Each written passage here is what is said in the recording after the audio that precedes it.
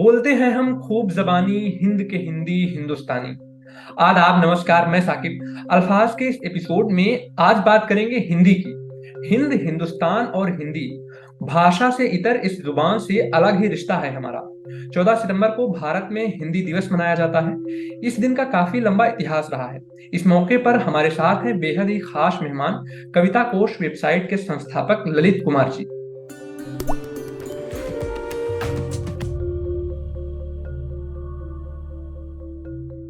Sir, पहला सवाल हमारा ये है कि हिंदी दिवस के मौके पर लोग सोशल मीडिया और व्हाट्सएप के जरिए बधाई संदेश देते हैं।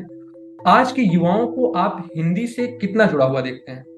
यकीनन जुड़ाव तो है। हिंदी जो है वो एक बहुत बड़े तबके की मातृभाषा है और हिंदी हमारे देश के विभिन्न भागों में अलग-अलग स्तर तक लोग उसको समझते भी हैं, बोलते भी हैं। सो ये कहना कि या ये प्रश्न उठाना कि युवाओं के बीच हिंदी का कितना फैलाव है या युवा हिंदी से कितना जुड़ाव महसूस करते हैं, मुझे लगता है कि ये थोड़ा बेमानी चीज़ है। ये ज़रूर है कि व्यवसाय के कारण जो हिंदी अभी तक अंग्रेजी के साथ उतना प्रतियोगिता नहीं कर पाई है व्यवसाय की फील्ड में। आपने एक हिंदी केंद्रित वेबसाइट कविता कोश शुरू की। इसको शुरू करने के पीछे आपकी क्या सोच थी और इसे युवाओं की कैसी प्रतिक्रिया मिली? शुरुआत करने के पीछे जो सोच थी वो बहुत सिंपल थी, क्योंकि इस तरह की कोई वेबसाइट उपलब्ध नहीं थी, इस तरह का कोई ऑनलाइन विश्वकोश उपलब्ध नहीं था भारतीय साहित्य के लिए। तो इसलिए मुझे लगा कि वो एक ऐसी ज़रूरत है जिसको पूरा किया जाना चाहिए और यही कारण था कि वर्ष 2006 में मैंने इस परियोजना की शुरुआत की। और जो प्रतिक्रिया थी वो आप जानते ही हैं कि कितनी अच्छी रही। विशेषकर युवाओं की ओर से बहुत हमें समर्थन मिला। कारण ये है कि एक वजह बताई जाती थी कि हम पढ़ना चाहते हैं लेकिन हमें पुस्तकें उपलब्ध नहीं हैं। तो जी। कविता कोच ने इस समस्या का निराकरण किया। हमने देखा कि युवा जो है मेट्रो ट्रेन में सफ़र करते हुए भी ऑफिस आते-जाते वक़्त भी अपने मोबाइल के ऊपर हिंदी काव्य का रसास्वादन करते थे। सर, आधुनिक युवा पीढ़ी का दौर स्मार्टफोन का दौर है, यूट्यूब वीडियोस और रील्स का दौर है। लोग किताबों से दूर जा रहे हैं। ऐसे में युवा पीढ़ी और आने वाली नस्लों को किताबों वाली हिंदी से कैसे जोड़ा जा सकता है? मेरे ख्याल से ये एक वाजिब चिंता है। जी। आज के समय में युवाओं का जो रुझान है वो किताबों से हट के थोड़ा-सा जो इलेक्ट्रॉनिक डिवाइसेज़ हैं उनकी तरफ जा रहा है। इस समस्या को हल करने का मेरे ख़्याल से एकमात्र तरीका ये है कि बचपन से ही बच्चों में माता-पिता और फिर उसके बाद जो शिक्षक होते हैं प्राइमरी स्तर पर, वो बच्चों के अंदर किताबें पढ़ने की आदत डालें।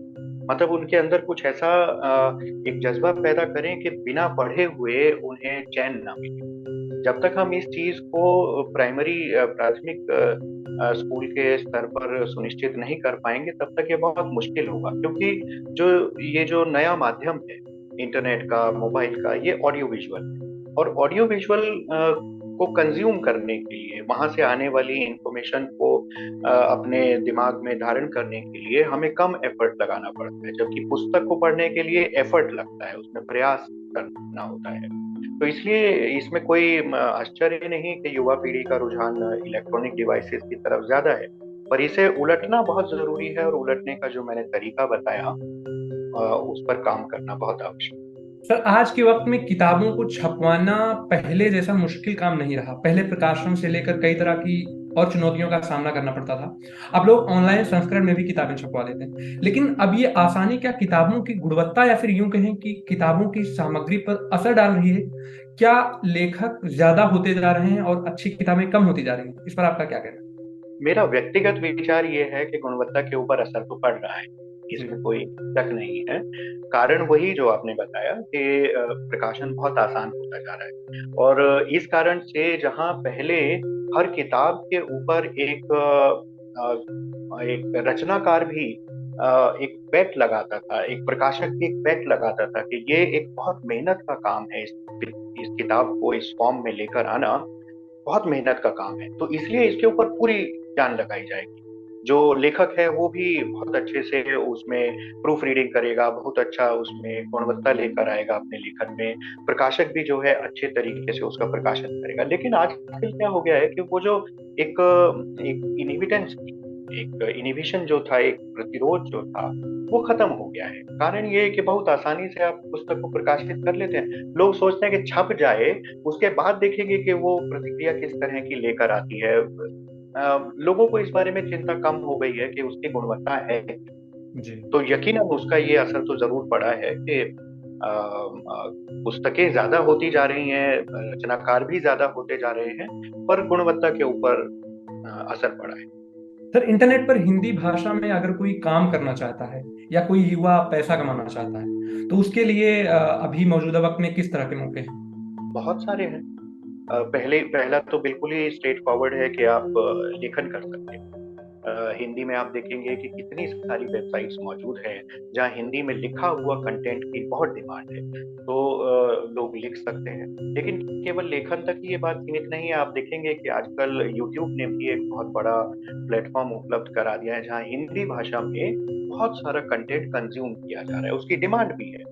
हमारे हमारे देश में लोग ऐसे बोल जरूर देते हैं कि अंग्रेजी का वर्चस्व है, लेकिन जो हिंदी बेल्ट है उसके अंदर ज्यादातर लोग जो है हिंदी के साथ ही कंफर्टेबल है। तो जी। हिंदी बोलने वाला जो तबका है वो कहीं ज्यादा बड़ा है हिंदी अंग्रेजी बोलने वाले तबके से। तो इसलिए वीडियो में भी उसकी बहुत डिमांड है, वॉइस ओवर में बहुत ज्यादा डिमांड है। और वॉइस ओवर को अगर जो आप दूसरे फील्ड के साथ कनेक्ट करेंगे तो विज्ञापन के क्षेत्र में बहुत डिमांड है। जो लोग अच्छी वॉइस ओवर कर सकते हैं हिंदी में, वो विज्ञापन में, फिल्मों में वॉइस ओवर के लिए बहुत डिमांड है, डॉक्यूमेंट्रीज में है। तो हर तरह का माध्यम, चाहे वो प्रिंटेड हो, चाहे ऑडियो हो, चाहे विजुअल हो, हर एक में हिंदी के जरिए व्यवसाय किया जा सकता है। आपका प्रश्न जो है वो कमाने से संबंधित था। मैं कहूंगा कि ये अब उतना मुश्किल नहीं रहा है। तकनीक ने इन चीजों को काफी आसान बना दिया है। बाकी सर, आप हिंदी दिवस के मौके पर देश के लोगों को क्विंट हिंदी के जरिए कुछ कहना चाहेंगे? हाँ जरूर। देखिए, हिंदी एक बहुत खूबसूरत भाषा है। बहुत सारी भाषाओं का मेल है इसके अंदर। उर्दू भी थोड़ी शामिल है, हमारी तमाम बोलियां जो हैं वो शामिल हैं। हिंदी बेल्ट के अलग अलग इलाकों में अलग अलग प्रकार की हिंदी बोली जाती है। बहुत सुंदर, बहुत समृद्ध भाषा है। इसका इस्तेमाल करें। भाषा उसी की होती है जो बोलता है। हमारे देश में ये बहुत इस तरह की चीजें चलती हैं कि भाषा भाषा का क्षेत्र से संबंध है, या धर्म से संबंध है, या जाति से संबंध है। ऐसा कुछ नहीं है। भाषा उसी की होती है जो बोलता है। तो एक भाषा की उतनी ही वैल्यू है जितनी रशियन की है, या फ्रेंच की है, या स्पेनिश की है, चाइनीज की है, या अंग्रेजी। हिंदी की भी उतनी ही वैल्यू। अच्छा बोले, अच्छा लिखें, अपनी भाषा के ऊपर कमांड को और ज्यादा बेहतर बनाएं।